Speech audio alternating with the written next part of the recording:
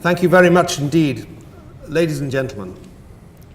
It's an enormous honor and privilege to be invited here to the Nobel Institute to address you this afternoon. I can only apologize for the brevity of my visit. This is an uncommonly busy time for me. That's probably somebody phoning to ask me to come to another European city. As I've just published my latest book in the United States, and it was only with difficulty that I was able to fight off the Penguin Books publicity department, who reacted with dismay when I told them that I was heading to Oslo, where they wrongly assumed relatively few copies of the book would sell. I hope you will prove them wrong. I want to speak to you this afternoon about degeneration.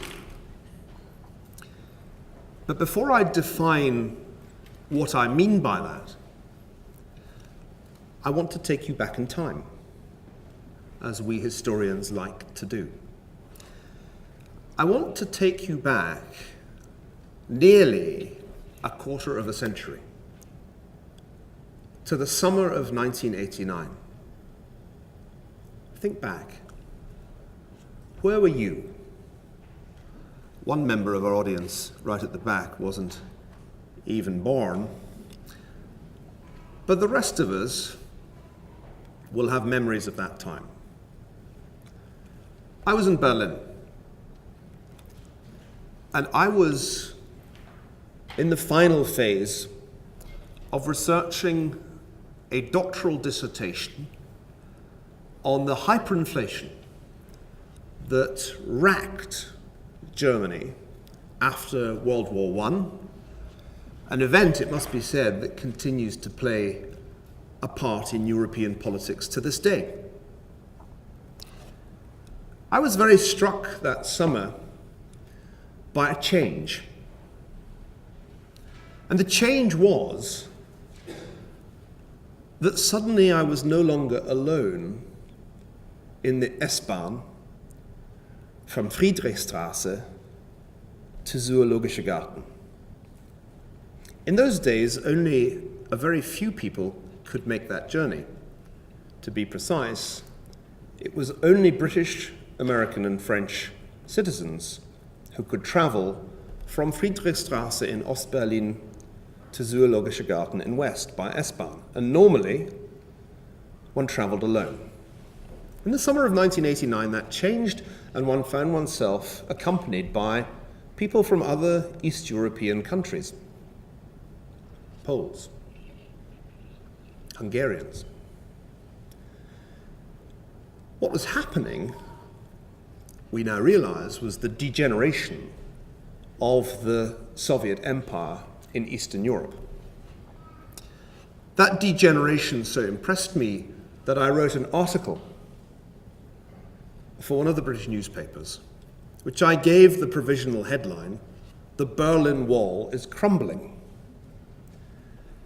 Had that article been published, I could claim to be one of the tiny number of people who foresaw the fall of the Berlin Wall.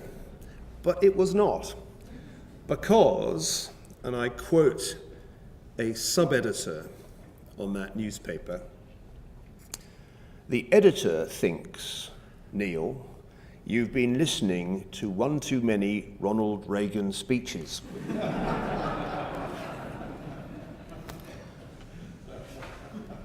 By the way, ladies and gentlemen, wasn't it odd that the other day President Obama traveled to Berlin and stood at the Brandenburg Gate in his shirt sleeves, alluding to President Kennedy's much shorter speech, "Ich bin ein Berliner," but making no reference whatsoever to Ronald Reagan's speech, a speech which I think one can say did indeed change the course of history. Mr. Gorbachev, tear this wall down. Well, that wall was torn down. And as a result, another academic, more eminent than me, became the man who foresaw the fall of the Berlin Wall, namely Francis Fukuyama. That summer, Fukuyama had published his essay, The End of History. And as the Berlin Wall crumbled, Fukuyama stood vindicated. 24 years on, it's funny to go back to that essay and see what he wrote. I quote, "An unabashed victory of economic and political liberalism, the triumph of the West." This was Fukuyama's definition of the end of history as he saw it in the summer of 1989. The end point of mankind's ideological evolution and the universalization of Western liberal democracy as the final form of human government. 24 years on, it doesn't quite look, to me, like the triumph of the West, much less the universalization of Western liberal democracy as the final form of human government. If the International Monetary Fund is to be believed, within 3 years, the gross domestic product of China, measured on a purchasing power parity adjusted basis, will exceed that of the United States. For the first time since 1882, it would be possible for another country to claim that its economy is larger than that of the United States of America. Sam Huntington was another writer of the post-Cold War era to enjoy great and in many ways justified influence. Huntington's definition of the West was a rather different one from Fukuyama's, but if one takes that definition and looks at it demographically, we are hardly living through the triumph of the West.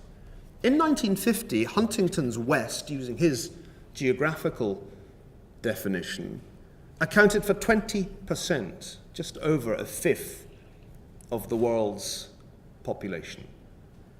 The United Nations projects population for future decades. According to its medium-range projection, that share by 2050 will have declined to just above 10%. Demographically, the West is certainly not triumphing.